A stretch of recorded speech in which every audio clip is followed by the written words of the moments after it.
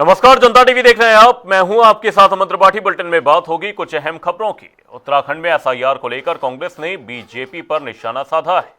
कांग्रेस का आरोप है कि एसआईआर की आड़ में पात्र स्थानीय मतदाताओं के नाम हटाने की कोशिश की जा रही है। रानीपुर विधानसभा क्षेत्र में 56 मतदाताओं के नामों पर आपत्ति दर्ज होने के बाद कांग्रेस प्रतिनिधिमंडल ने जिलाधिकारी और रिटर्निंग ऑफिसर से मुलाकात की।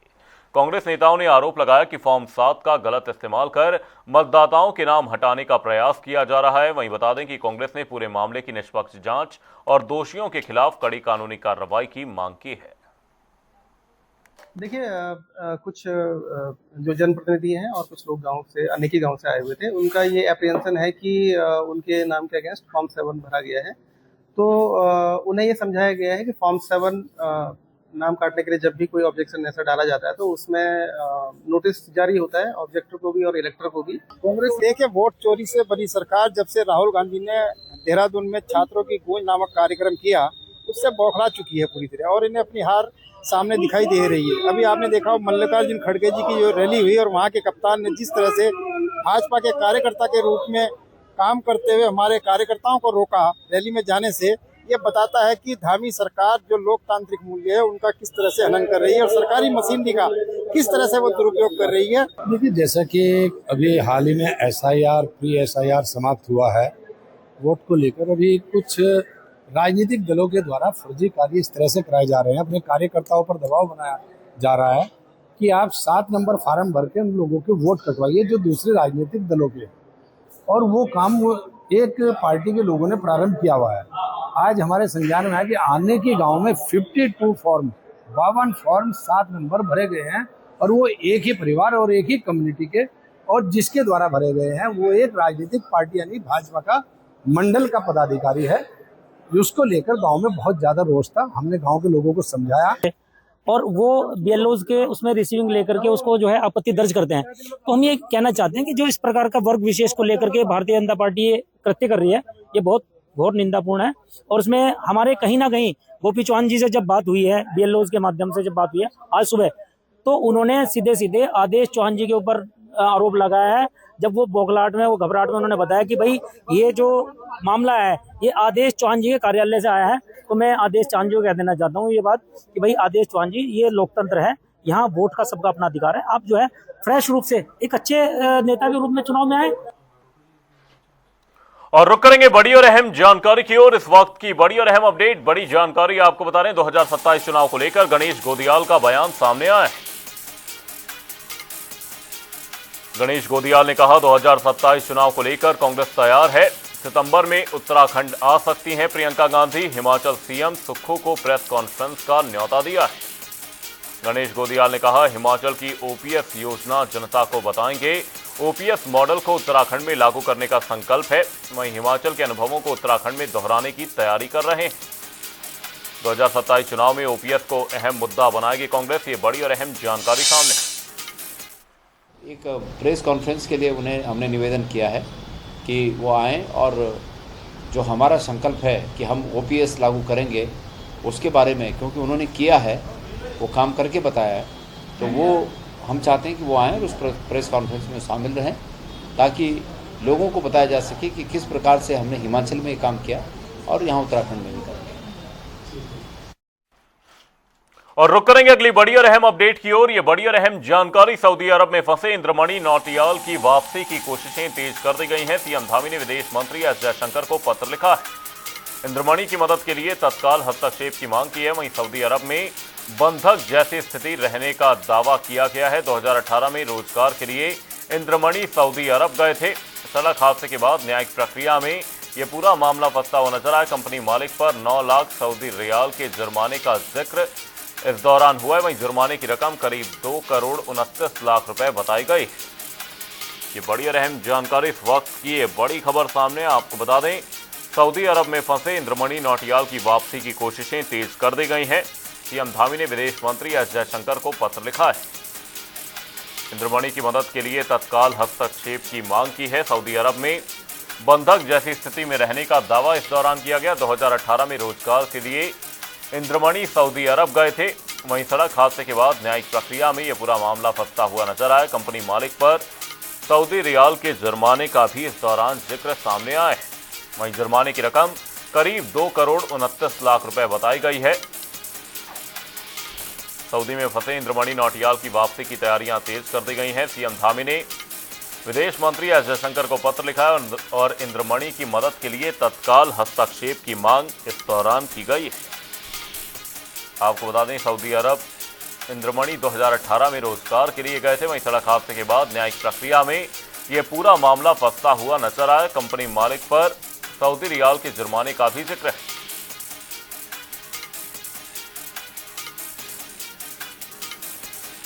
तमाम जानकारी के साथ हमारे सहयोगी अरुण सैनी हमारे साथ जुड़े हुए हैं। अरुण, आपसे जानने की कोशिश करेंगे, इंद्रमणि नौटियाल की वापसी की तैयारियां तेज करने के लिए सीएम धामी ने विदेश मंत्री से मदद मांगी है। क्या कुछ अपडेट, क्या कुछ जानकारी इस पूरी खबर पर?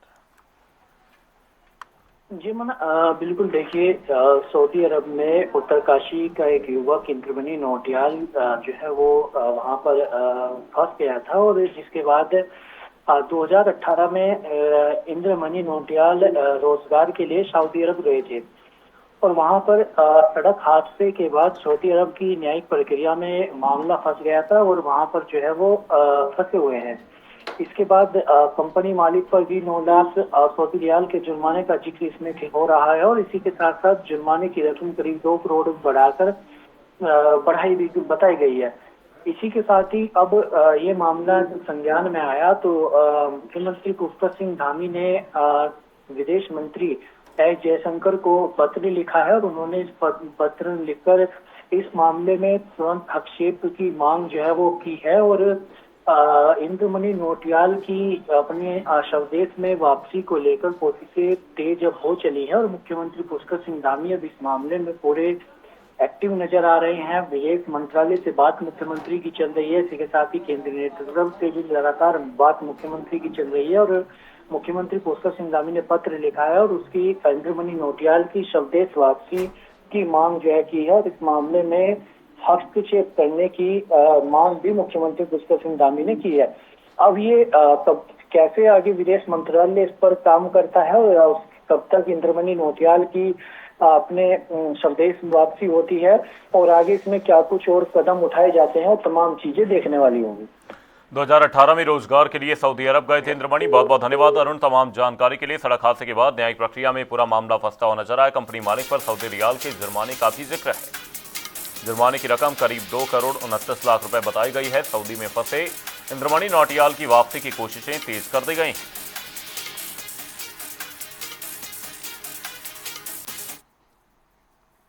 दो 2027 चुनाव को लेकर कांग्रेस ने तैयारियां तेज कर दी हैं। ये बड़ी और अहम जानकारी, बड़ी अपडेट आपको बता दें। गणेश गोदियाल ने कहा, राहुल, प्रियंका और खड़गे उत्तराखंड का दौरा करेंगे। सितंबर में राहुल गांधी, प्रियंका गांधी के दौरे की तैयारी की जा रही है।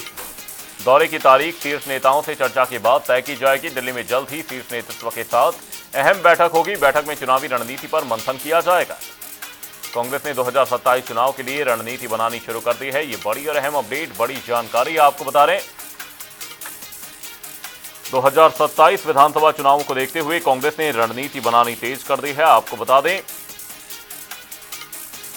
गणेश गोदियाल की ओर से कहा गया, राहुल, प्रियंका उत्तराखंड का दौरा करेंगे। सितंबर में राहुल गांधी, प्रियंका गांधी के दौरे की तैयारी। कार्यक्रम तय और होने हैं।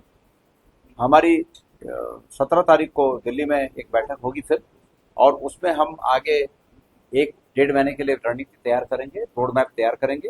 और मेरा ये मानना है कि हमें राष्ट्रीय नेतृत्व से ये भरोसा मिला है कि राहुल जी, प्रियंका जी, खड़गे जी और कार्यक्रम उत्तराखंड में करेंगे।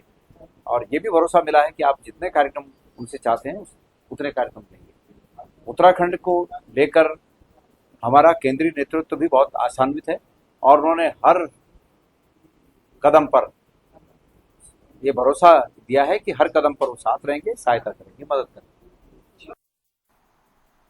हरिद्वार में मदन कौशिक के नेतृत्व में तिरंगा यात्रा, स्कूली छात्र, बीजेपी कार्यकर्ता शामिल होंगे। ये बड़ी और अहम जानकारी आपको बता रहे हैं। बड़ी अपडेट सामने, हाथों में तिरंगा लेकर भारत माता की जय के नारे इस दौरान लगाए गए। तिरंगा यात्रा ने राष्ट्रीय एकता का संदेश दिया। ये बड़ी और अहम जानकारी इस वक्त की, ये बड़ी अपडेट सामने है। तिरंगा यात्रा को लेकर ये भव्य आयोजन हरिद्वार में देखने को मिला, जहां स्कूली छात्र बड़ी संख्या में तिरंगा यात्रा में शामिल हुए बीजेपी कार्यकर्ताओं की भी इस दौरान मौजूदगी रही। हाथों में तिरंगा लेकर भारत माता की जय के नारे इस दौरान लगाए गए। विधानसभा में बहुत ही भव्य दिव्य रूप से तिरंगा यात्रा का आयोजन हुआ है। इसमें सभी शहर के लोगों ने बढ़ चढ़कर हिस्सा लिया है। ये तिरंगा यात्रा हमारी स्वतंत्रता का वो प्रतीक है जिसके बल पर हम तिरंगे के ध्वज के नीचे इस देश की आज़ादी प्राप्त की थी। आज देश भर में तिरंगा यात्रा का आयोजन हो रहा है। देश के प्रधानमंत्री नरेंद्र मोदी ने जिस प्रकार आह्वान किया और सभी लोग देश के इस तिरंगा यात्रा में जिस प्रकार जुट रहे हैं, इसकी यात्रा की भव्यता दिव्यता हमें देश की उस एकता और अखंडता का एहसास कराती है। जिस देश में हम रहते हैं उस देश में गंगा बहती है। देहरादून में डेंगू को लेकर स्वास्थ्य विभाग ने राहत की खबर दी है। जिले में अब तक 62 डेंगू पॉजिटिव मामले सामने आए हैं। इनमें 32 मरीज देहरादून के हैं, जबकि 30 मरीज दूसरे जिलों या राज्यों से हैं। फिलहाल जिले में सिर्फ 5 एक्टिव केस हैं। वहीं कुछ समय पहले यह संख्या 10 थी। वहीं 5 मरीज स्वस्थ होकर घर लौट चुके हैं और अस्पताल में भर्ती मरीजों की हालत सामान्य है। किसी भी मरीज की स्थिति गंभीर नहीं है। देखिए, आज वर्तमान तक अगर कल की हम बात करते हैं तो कल तक जो 62 केसेस जो थे वो टोटल पॉजिटिव आए हैं, जिसमें से 32 हमारे देहरादून के हैं और 30 केस जो हैं वो दूसरे जिलों या राज्य से आए हैं। और कल जो थे वो 10 एक्टिव केसेस थे। आज की अगर हम अभी आज की बात करते हैं तो सिर्फ 5 एक्टिव केसेस हैं, बाकी 5 डिस्चार्ज हो चुके हैं और सभी सामान्य है, कोई भी किसी को भी सीरियस कंडीशन नहीं है। और 5 जो हैं वो इस समय अस्पताल में, प्राइवेट अस्पतालों में भर्ती हैं और उनकी स्थिति सामान्य है। तो बाकी लगातार हमारे द्वारा जो डेंगू वॉलंटियर्स हैं उनके द्वारा भी सर्वे किया जा रहा है, हमारी आशाओं के द्वारा भी सर्वे किया जा रहा है और नगर निगम के माध्यम से फॉगिंग और लार्विसाइड दवाई का स्प्रे का कार्य भी वो लगातार जो है वो किया जा रहा है। तो कहीं पे अभी तक इस तरह का कहीं भी कोई क्लस्टरिंग देखने को नहीं मिली है कि किसी पर्टिकुलर एरिया में बहुत ज़्यादा केसेस जो है वहाँ पे निकल रहे हो। तो इस तरह की क्लस्टरिंग जो है वो देखने को अभी तक कहीं पे नहीं मिली। मुरादाबाद मंडल के अपर मंडल रेल प्रबंधक परितोष गौतम ने कोटद्वार पहुंचकर निर्माणाधीन नए रेलवे स्टेशन का निरीक्षण किया। उन्होंने स्टेशन भवनों, प्लेटफॉर्म, यात्री सुविधाओं और सर्कुलेटिंग एरिया में चल रहे कामों की प्रगति देखी। उन्होंने अधिकारियों और कार्यदायी संस्था से निर्माण की गुणवत्ता और समय सीमा की जानकारी ली। इस दौरान फोन पर कोटद्वार विधायक ऋतु खंडूरी भूषण से बातचीत भी हुई। वहीं विधायक ने यात्रियों की सुरक्षा और सुविधाओं को प्राथमिकता देने की बात कही है। उन्होंने स्टेशन पर पर्याप्त सीसीटीवी कैमरे, स्वच्छ पेयजल और बेहतर यात्री सुविधाएं उपलब्ध कराने के निर्देश दिए हैं। आज स्टेशन का निरीक्षण किया है। जो नई बिल्डिंग बनी है बहुत अच्छी बिल्डिंग बनी है, बहुत खूबसूरत बिल्डिंग है और इसका जो डिज़ाइन है वो आर्किटेक्ट और इंजीनियर से करवा के ही इसका निर्माण किया गया है। क्वालिटी ऑफ कंस्ट्रक्शन बहुत अच्छी है और कमी अगर आप बोलेंगे तो आज सच कोई इसमें कमी नहीं मिली, क्योंकि निर्माण बिल्कुल परफेक्ट तरीके से किया गया है। पूरी इंजीनियर की टीम जो है गतिशक्ति यूनिट की, उन्होंने बहुत अच्छे से इस चीज़ को मॉनिटर करते हुए, क्वालिटी कंट्रोल मेंटेन करते हुए अच्छी बिल्डिंग का निर्माण किया है। जो कमी दिखी है वो जैसे आप लोगों ने भी बताया कि एक दो जो पेयजल की समस्या के लिए एक दो कुछ वाटर जो ड्रिंकिंग वाटर बूथ हैं वो निर्माण करा दिया जाएगा। प्लस और रुक करेंगे बड़ी और अहम जानकारी की ओर। इस वक्त की बड़ी और अहम अपडेट, खटीमा एकलव्य विद्यालय की व्यवस्थाओं में सुधार देखने को मिला है। अधिकारियों ने रसोई और हॉस्टल का निरीक्षण किया। बच्चों के साथ बैठकर अधिकारियों ने भोजन किया। जांच में भोजन की गुणवत्ता संतोषजनक मिली। वहीं विद्यालय की किचन व्यवस्था भी दुरुस्त नजर आई। अन्य समस्याओं के जल्द समाधान का आश्वासन दिया गया है। वहीं स्थानीय प्रशासन, जनप्रतिनिधियों की टीम निगरानी करती नजर आएगी। छात्रों की शिकायत के बाद प्रशासन सक्रिय नजर आया। ये बड़ी और अहम अपडेट, इस वक्त की ये बड़ी जानकारी सामने। स्थानीय प्रशासन, जनप्रतिनिधियों की टीम निगरानी करेगी।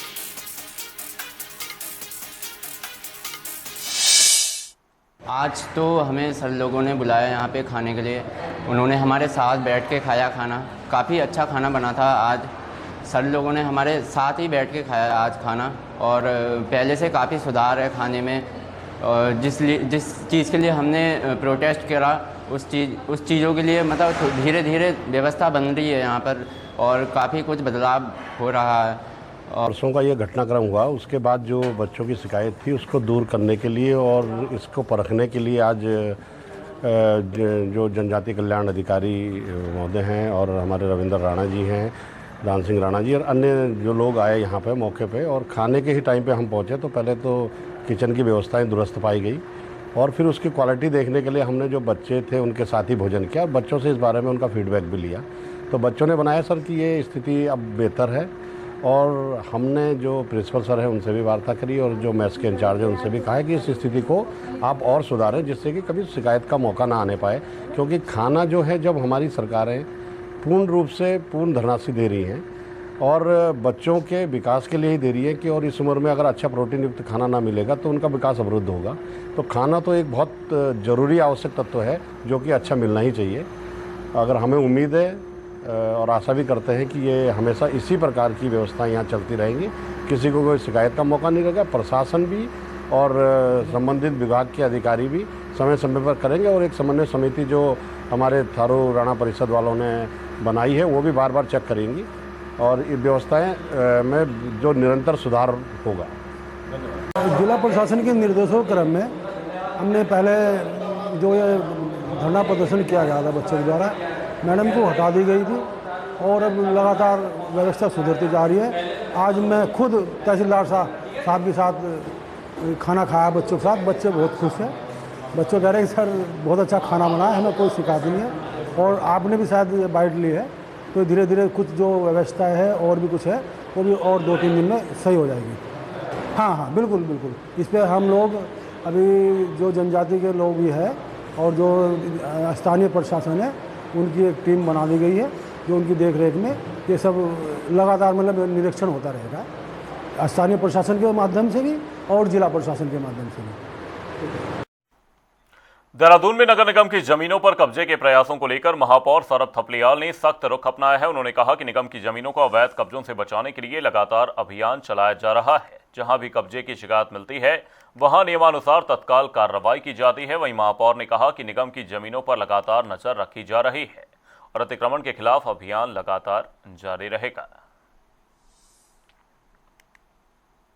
देखिए, लगातार हमारी जहां पे भी हमारी जो जमीन है, निगम की जमीन है, वहां पे जो भी कब्जे के प्रयास लगातार जो होते रहते हैं, और तो उसके खिलाफ हमारा जो अभियान है लगातार चलता रहता है। और जैसे जैसे हम पे शिकायतें आती है वैसे वैसे हम अतिक्रमण के अंतर्गत उन लोगों पे वहां पे कार्रवाई करते हैं। नैनीताल एसएसपी मंजुनाथ टीसी के खिलाफ सितारगंज में कांग्रेस कार्यकर्ताओं ने प्रदर्शन किया। नगर के मुख्य चौराहे पर एसएसपी का पुतला फूंककर जमकर नारेबाजी की गई। कांग्रेस जिला अध्यक्ष हिमांशु बाबा ने आरोप लगाया कि 8 अगस्त को कांग्रेस अध्यक्ष मल्लिकार्जुन खड़गे की रैली में शामिल होने आ रहे हजारों कार्यकर्ताओं को नैनीताल पुलिस ने सरकार के दबाव में रोककर परेशान किया। उन्होंने राहुल गांधी के कार्यक्रमों को लेकर भी सरकार पर निशाना साधा। हमने भारतीय जनता पार्टी का और नैनीताल के कप्तान मंजुनाथ टीसी का आज पुतला फूंका है, और एक सितारगंज में ही नहीं, आज पूरे प्रदेश में हर विधानसभा में भारतीय जनता पार्टी का और नैनीताल के कप्तान मंजुनाथ टीसी जी का पुतला फूंका जा रहा है। 8 तारीख को हमारे माननीय राष्ट्रीय अध्यक्ष खड़गे जी की रैली थी हल्द्वानी में, और जिस तरीके से इस सरकार के कहने पे नैनीताल के कप्तान ने हमारी जो बसें रुद्रपुर से आ रही थी टांडा में रोकी गई, जो बसें हमारी खटीमा सितारगंज नानक पता से आ रही थी उनको गोला पार रोका गया, और जो बसें हल्द्वानी पहुंच गई उनको शहर के अंदर रोका गया कि कार्यकर्ता और पार्टी के लोग हमारे उस मीटिंग में ना जा पाए और वो मीटिंग जो है असफल हो जाए। भारतीय जनता पार्टी की सरकार आज अगर किसी से घबरा रही है तो वो राहुल गांधी से घबरा रही है और कांग्रेस पार्टी से घबरा रही है। आपके सामने अभी अल्मोड़ा कार्यक्रम था राहुल गांधी जी का, किस तरीके से मौसम का हवाला देकर कि मौसम खराब है उनको जाने नहीं दिया। उसके बाद इनका कार्यक्रम लगा देहरादून में पैसे जमा हो गए, जगह निर्धारित हो गई, परेड ग्राउंड में कार्यक्रम होगा राहुल गांधी जी का। उसके बाद लास्ट मोमेंट पे वहाँ का कार्यक्रम कैंसिल कर देते हैं, कहते हैं आप कार्यक्रम कहीं और करो, और वहाँ पे एक गाना गाने वाली महिला को दिल्ली से बुलाया जाता है, जो टिकट के 2000 रुपये लगते हैं, वहाँ फ्री कर दी टिकट। उत्तराखंड के कॉर्बेट टाइगर रिजर्व में हथिनी मालिनी आज पूरी तरह स्वस्थ होकर जिंदगी की नई शुरुआत कर रही है। पिछले साल सितंबर में कोटद्वार के पास मालन नदी में बहकर मालिनी अपने झुंड से बिछड़ गई थी। वन विभाग की टीम ने मालिनी को गंभीर हालत में नदी के बीच चट्टानों से रेस्क्यू किया था। उसे कालागढ़ स्थित एलिफेंट सेंटर लाया गया, जहां वन कर्मियों और पशु चिकित्सकों ने करीब 1 साल तक उसकी देखभाल की। रिपोर्ट देखिए। जिंदगी में दूसरा मौका मिलना कितना मायने रखता है, इसका एहसास मौत पर जीत हासिल कर चुकी मालिनी को बखूबी है। अटखेलियां करती मालिनी कभी नदी में बह गई थी, लेकिन आज खुशी खुशी पानी में खेलती कूदती है। पिछले साल सितंबर में उत्तराखंड के कोटद्वार के पास मालन नदी में अपने झुंड से बिछड़ने के बाद इसे नाजुक हालत में बचाया गया था। लगभग 1 साल बाद वन विभाग और पशु चिकित्सा टीमों की देखभाल की बदौलत मालिनी बिल्कुल स्वस्थ है और अब कॉर्बेट टाइगर रिजर्व के कालागढ़ स्थित एलिफेंट सेंटर में है। विगत वर्ष एक बहुत महत्वपूर्ण और एक बड़ी इम्पोर्टेंट घटना हुई थी, जिसमें कि एक हाथी का बच्चा जो था वो कोटद्वार के पास मालिनी नदी में बहकर आ गया था, अपने जो झुंड है उससे बिछड़ गया था और चट्टानों के बीच में फंसा हुआ था। हमारे जो वन कर्मी थे उन्होंने बड़ी मेहनत से उसको वहाँ से रेस्क्यू किया। बहुत ज़्यादा इंजर्ड था, उसको कालागढ़ जो हमारा रेस्क्यू सेंटर वहाँ पर लेके आए। हमारे जो महावत हैं और जो हमारे जो कर्मचारी हैं उन्होंने उसको बहुत अच्छे से उसकी देखभाल की और हमारे जो सीनियर वेटनरी ऑफिसर है उनकी देखरेख में उसको बचाया गया। आज बड़े खुशी की बात है कि जो हाथी का बच्चा है उसको मालिनी के नाम से आज हम कहते हैं, वो बहुत स्वस्थ और अपनी पूरी तरह रिकवर कर चुका है। विश्व हाथी दिवस के मौके पर मालिनी की कहानी और भी अहम हो जाती है। वाइल्ड लाइफ में रुचि रखने वालों की माने तो मालिनी का ठीक होना उस गहरे रिश्ते को दर्शाता है जो सदियों से इंसानों और हाथियों के बीच रहा है। तो हाथी जो है वो सबसे बड़ा जीव तो है ही धरती पर चलने वाला, और साथ में इसका इंसान से बड़ा जबरदस्त रिश्ता रहा है। और हम पुरानी कहानियां भी देखते हैं, राजा महाराजाओं के पास भी हाथी, यानी कि इंसान और हाथी एक आपस में जो एक सूत्र में बहुत लंबे समय से बंधे हुए हैं। और यही जो पुराना रिश्ता है ये मालन नदी से जो इस बेबी कप को लाया गया है उसके रूप में, और जिस तरह से वो अटकेलियाँ कर रहा है वो उसी रिश्ते की आगे की कहानी कहता है।